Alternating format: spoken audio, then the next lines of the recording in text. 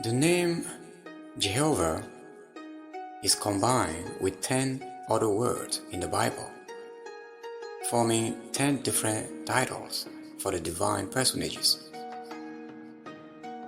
They are the following: Jehovah Jireh, meaning God will see or provide. Read Genesis 22:14 for an example. Now the second one is Jehovah Rophika, meaning the God who heals us. See Exodus 15:26. Now the third one, Jehovah Nissi, meaning Jehovah my banner or shield. See Exodus 17:15. Now the fourth one, Jehovah Makadishkem, meaning the God who sanctifies you or sets you apart as holy, as you will see in Leviticus 20, verse 8. Now the fifth one is Jehovah Shalom, meaning the God who sends peace. See Judges 6:24. Now the number 6, Jehovah Sabaoth, which is Jehovah of hosts or multitude. See 1 Samuel 1:3. Now the seventh one is Jehovah Zikinu, meaning God our righteousness. See Jeremiah 33:16. And the eighth one is Jehovah Shammah, meaning God is there, emphasizing the nearness of God. See Ezekiel 48:35. Number 9 is Jehovah Elyon, meaning the Most High God. See Psalms 7:17. Now number 10 is Jehovah Roy, meaning Jehovah my shepherd. See Psalms 23:1. It is quite fascinating to see how David was inspired to use 7 of these names and titles for God in his inspiring 23rd Psalm. Read it in your own Bible. In verse 1, you will see the number 1, name that we'll talk about. In verse 2, Jehovah Shalom is used, or number 5. In verse 3, both number 7 and number 2 are used. In verse 4, he used the name number 8. And finally, in the 5th verse, both Jehovah Nissi, which is number 3, and Jehovah Makadishkem, which is number 4, appears. Thus, in this moving song, very possibly the one on Christ's lips as he died. See the gospel account of the crucifixion together with Psalms 22, which is obviously prophetic. 7 names or titles for God appear. Now, there are many other names of God in the Bible.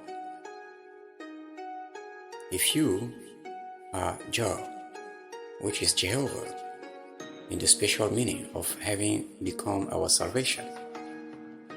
El, which means the Almighty, and Eloah, which is God in connection with His will and purpose, used primarily as the living God in contrast to dead idols. The word Adon is one of the 3 additional titles, all of which are generally translated as Lord, but which convey special meanings. Adon is the Lord as a ruler in this earth. Adonai, the Lord in relationship to this earth. And Edeonaim means generally the Lord who rules his own. Jesus Christ said we are to show honor, respect, even awe toward the name of God by including in our prayer, "Hallowed be thy name." He intended that we come to understand the many names and titles of both himself and his Father, that we come to know the usage of his names and titles as they relate to various situations. For example, if one were to pray to God for healing, it will be altogether appropriate to remind God that one of his very names is Jehovah Rafika, or Yahweh, or Javeh, as some might say it, which means God, our healer. Notice the enunciation concerning the name of Christ in the following sentence. "And she shall bring forth a son, and thou shalt call his name Jesus, for he shall save his people from their sins." This can be found in Matthew 1:21. Now, the name Jesus is a proper name, coming from the Hebrew Joshua or Yeshua. The two are perfectly interchangeable.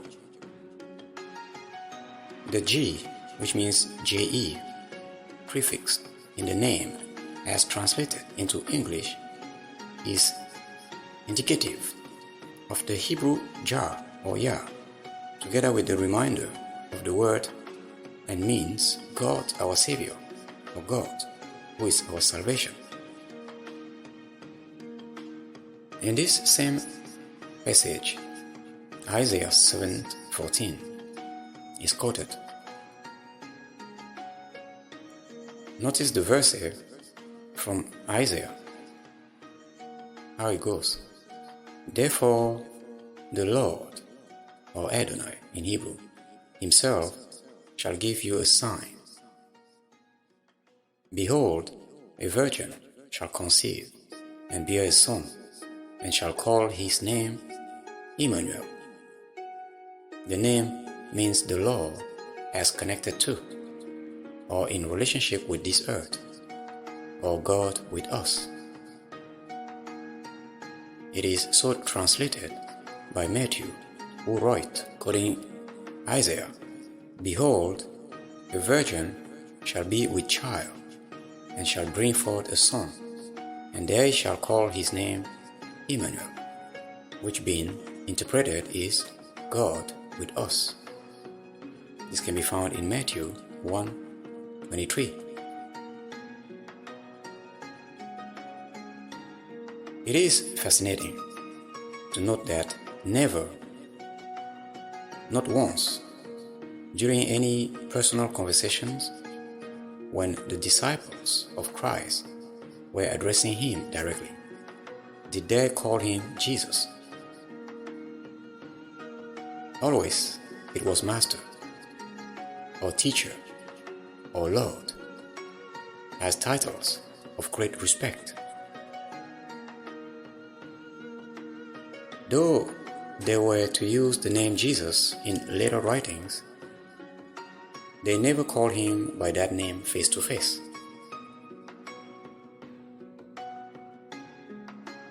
The third commandment says, "Thou shalt not take the name of the Lord thy God in vain, for the Lord will not hold him guiltless that taketh his name in vain," as we can read from Exodus 20 verses 7. Obviously, using God's name in profanity is a direct, flagrant violation of this command. Profanity turns God's face away from us. It insults his divine integrity and deliberately hurls epithets, curses, and vile utterances toward God. It is a capital crime, exactly on a par with murder, according to God's law, and will not go unpunished. God says the wages of sin is death, as we can read in Romans 6:23. So using God's name in profanity is a sin, just as it is sinful to use His name in monotonous repetition. Watch out for the next part.